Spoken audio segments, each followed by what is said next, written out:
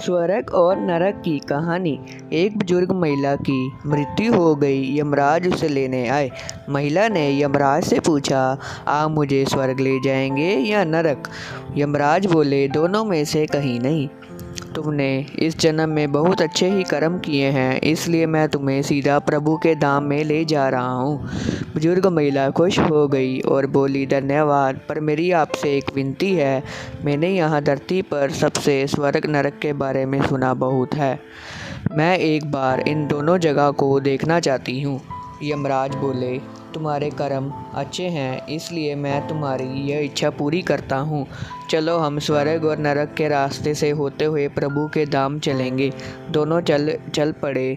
सबसे पहले नरक आया। नरक में बुजुर्ग महिला ने ज़ोर ज़ोर से लोगों को रोने की आवाज़ सुनी। नरक में सभी लोग दुबले पतले और बीमार दिखाई दे रहे थे।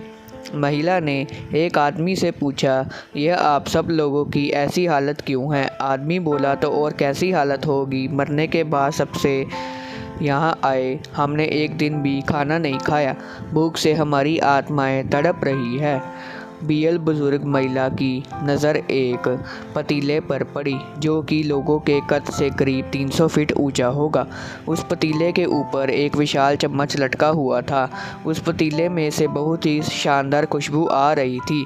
बुजुर्ग महिला ने उस आदमी से पूछा, इस पतीले में क्या है?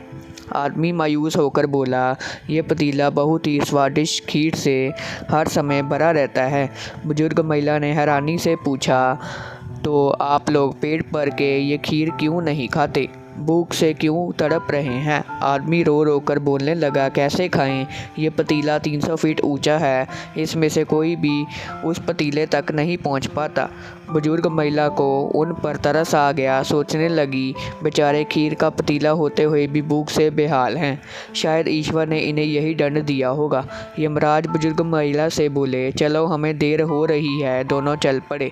कुछ देर चलने पर स्वर्ग आया। वहाँ पर बुजुर्ग महिला की सबको हंसने खिलखिलाने की आवाज़ सुनाई दी। सब लोग बहुत खुश दिखाई दे रहे थे। उनको खुश देखकर बुजुर्ग महिला भी बहुत खुश हो गई। पर वहाँ स्वर्ग में भी बुजुर्ग महिला की नज़र वैसे ही 300 फुट ऊंचे पतीले पर पड़ी, जैसा नरक में था। उसके ऊपर भी वैसा ही चम्मच लटका हुआ था। बुजुर्ग महिला ने वहाँ लोगों से पूछा, इस पतीले में क्या है? स्वर्ग लोग बोले, इसमें बहुत ही स्वादिष्ट खीर है। बुजुर्ग महिला हैरान हो गई और बोली, पर यह पतीला तो 300 फीट ऊंचा है, आप लोग तो इस तक पहुंच ही नहीं पाते होंगे। उस हिसाब से तो आप लोगों को खाना मिलता ही नहीं होगा, आप लोग भूख से बेहाल होते होंगे। पर मुझे तो आप सभी इतने खुश लग रहे हैं, ऐसे कैसे? लोग बोले, हम तो सभी लोग इस पतीले में से पेट भरकर खीर खाते हैं।